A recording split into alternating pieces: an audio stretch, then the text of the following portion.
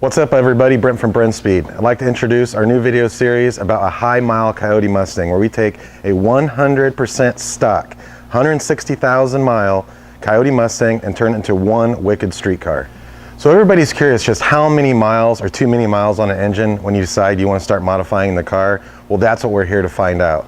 So we went out and found the highest mile Coyote for sale used that we could find in existence, 160,000 miles. The first thing I did was put this car on the dyno. It laid down through the automatic 359 rear wheel horsepower. Now that's right on par with a stock 11, 12, 13, 14 Mustang with 20,000 miles.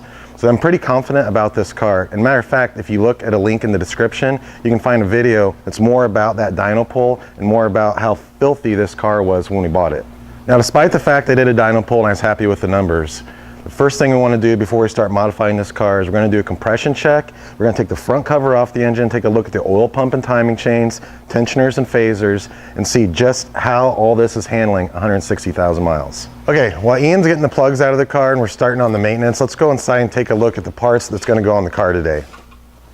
Okay, we have a ton of parts we're putting on the car today, but I want to show you them. I'm going to do it in like 3 stages. So right here, we have kind of like the maintenance side of things and some high RPM parts. So what we have first is this is a Ford Racing, like a front drive kit. This kit is so complete. It comes with phasers, new chains, guides, tensioners, basically all the parts for the front drive of your engine. And because we're going to have the engine tore down that far for the inspection, we're going to go ahead and replace all those items. But we'll take a look at the ones that are on to see if they really even needed replaced or not.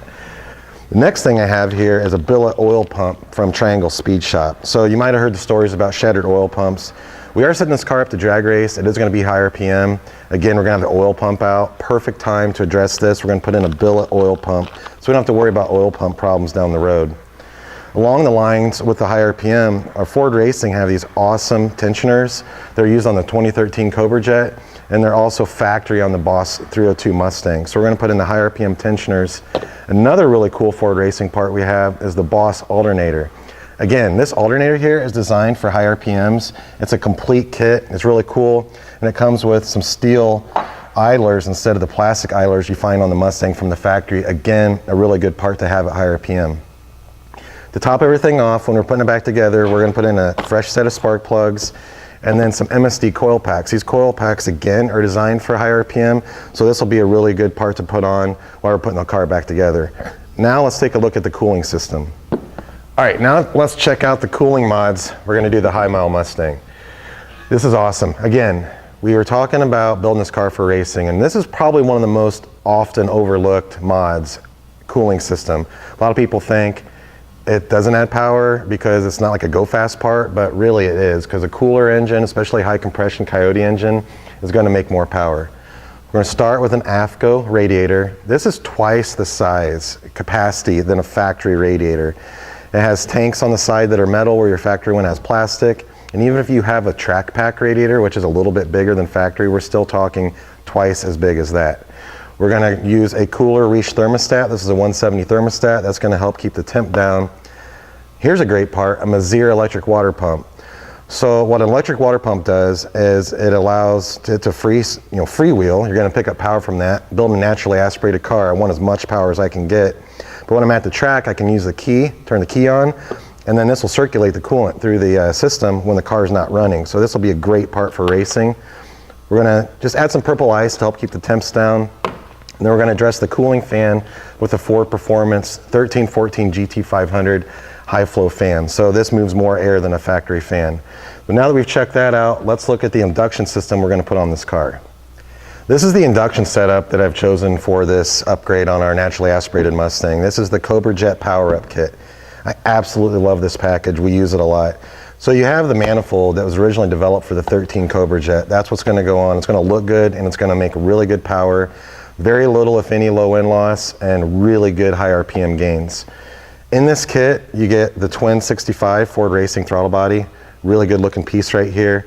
And also included is a cold air intake that's designed to work with this package direct fit kit.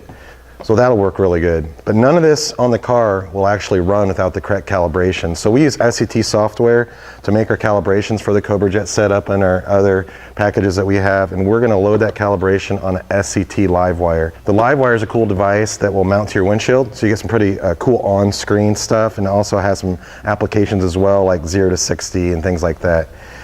So there's the induction setup we're gonna put on the car. I think now we should go out and check on Ian and see how the compression test went.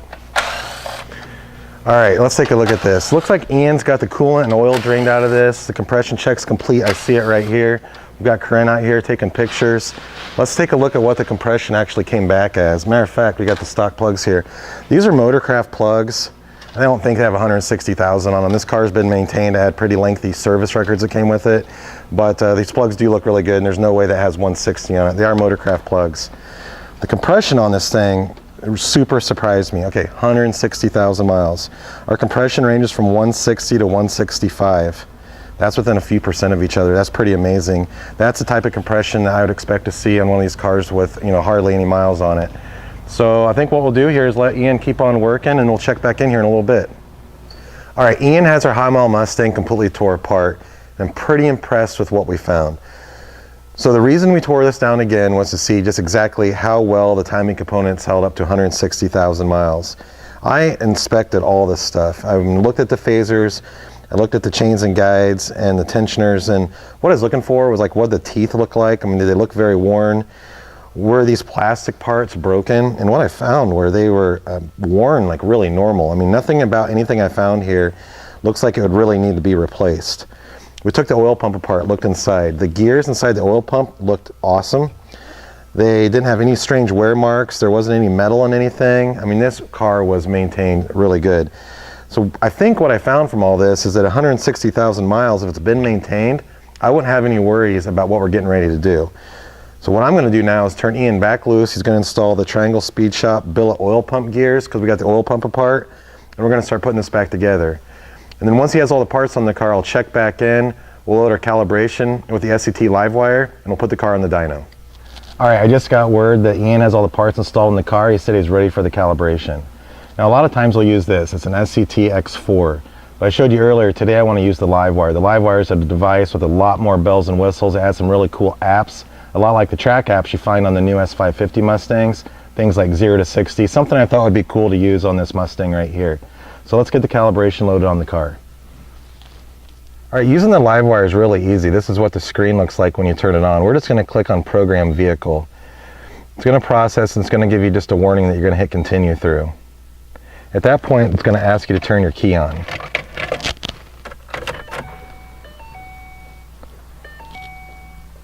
Once it recognizes the key on, it's going to show you the calibration selection.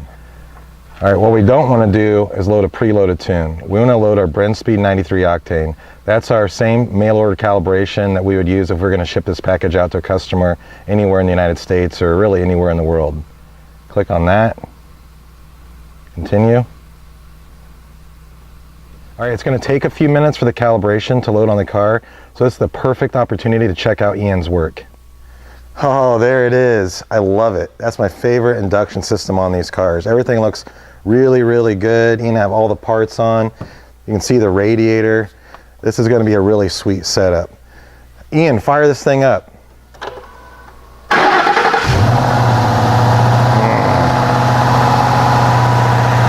See, that sounds really good. I think it's time to go put it right on the dyno.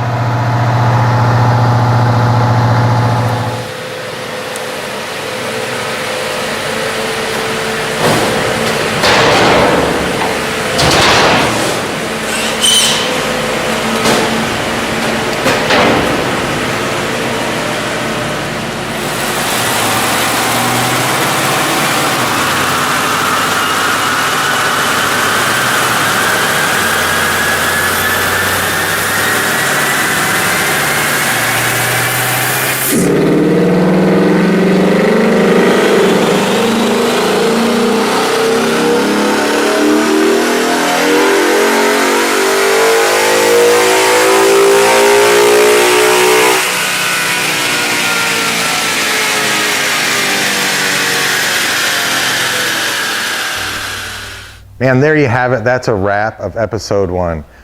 I am stoked about the dyno numbers this car just made. I will tell you, with 160,000 miles, I had no idea what we were getting ourselves into. The car just laid down 399 real-wheel horsepower and 358 torque. And the coolest thing about this, because I am setting this car up for drag racing at 6,800 RPM, the car picked up 60 real-wheel horsepower and 50 foot-pounds of torque. I'm pumped. We haven't even addressed the exhaust system yet. The induction is all opened up, ready to rock. So for episode 2, we're going to address the exhaust system and the suspension. What we're going to do is a full Cook's exhaust system, headers all the way back. From a suspension standpoint, everything from BMR. We're going to set this up for drag racing. There's some BMR springs and other BMR chassis components we're going to install, and shocks and struts from Strange Engineering. So what I'd like you to do is subscribe to this channel. You know, stay tuned and keep up on what we're doing with this car. My mind's pretty blown right now. I just never thought I'd be standing here with a car with 160,000 miles that's making this power, that's taking the mods like this. All right, so that's it for today. I'm gonna get this car off the dyno. It's gonna go back in the shop and start on the next list of mods for a 2011 High Mile Mustang with 160,000 miles. Thanks for watching.